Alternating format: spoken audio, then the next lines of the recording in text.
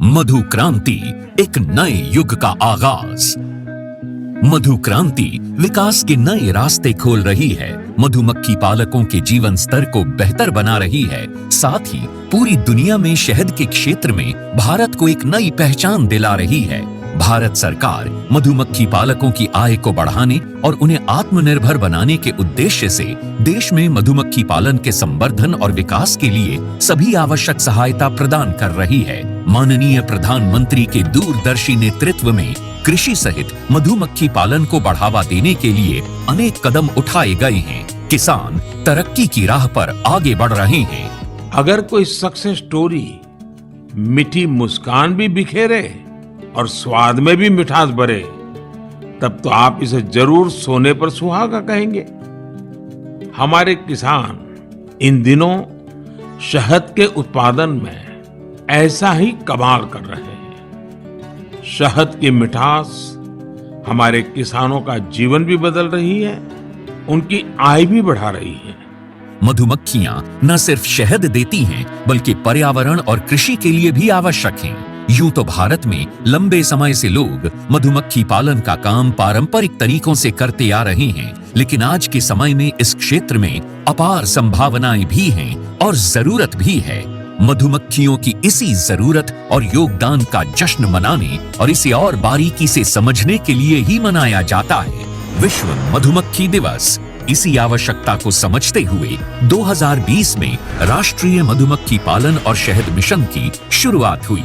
उद्देश्य स्पष्ट था, मधुमक्खी पालन के कार्य को वैज्ञानिक और तकनीकी रूप से विकसित करना और ज्यादा से ज्यादा लोगों को इसके लिए प्रोत्साहित करके मधु क्रांति के सपने को साकार करना। मधुमक्खी पालन से मिलने वाले उत्पाद जैसे शहद, बी वैक्स, रॉयल जेली और पोलन आदि कई क्षेत्रों में प्रयोग किए जाते हैं। माननीय प्रधानमंत्री जी के प्रोत्साहन से और कृषि मंत्री जी के मार्गदर्शन से आज राष्ट्रीय मधुमक्खी पालन और शहद मिशन सफलता का पर्याय बन चुका है। न केवल ये देश के किसानों के लिए आय बढ़ाने का एक साधन बना है, बल्कि तमाम लोगों के जीवन को बेहतर बनाने के साथ साथ देश के आर्थिक विकास में भी योगदान दे रहा है।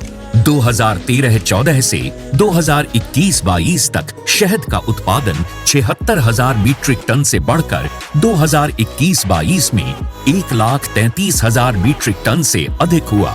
शहद का निर्यात 28,000 मीट्रिक टन से बढ़कर 74,000 मीट्रिक टन से अधिक हुआ। 3 विश्व स्तरीय अत्याधुनिक टेस्टिंग लैब और 31 मिनी शहद टेस्टिंग लैब स्थापित हुई। राष्ट्रीय मधुमक्खी पालन और शहद मिशन की कामयाबी सिर्फ आंकड़े ही बयान नहीं कर रहे, कहानियां खुद इसकी सफलता की बानगी पेश कर रही हैं। मैंने 1990 में मधुमक्खी पालन शुरू किया, 2 बॉक्स से शुरू किया और आज हमारे पास लगभग 4,200 बी बॉक्सेस हैं। लगभग 17 तरह के हनी हम लोग प्रोड्यूस करते हैं, जो डिफरेंट एरियाज़ में बी को माइग्रेट करके प्राप्त होते हैं। इसके अलावा जितने बी बॉक्सेस मैन्युफैक्चरिंग यूनिट है हमारे पास, वैक्सीट मैन्युफैक्चरिंग यूनिट है, 20 मीट्रिक टन पर डे का हनी प्रोसेसिंग प्लांट है। आज हमारा जो उत्पादन है वो 1 लाख केजी लगभग एनुअली हम लोग प्रोड्यूस करते हैं। यमुनानगर के सुभाष काम्बोज मधुमक्खी पालन के अपने काम के चलते आज देश भर में जाने जा रहे हैं। सुभाष जी ने वैज्ञानिक तरीके से मधुमक्खी पालन का प्रशिक्षण लिया।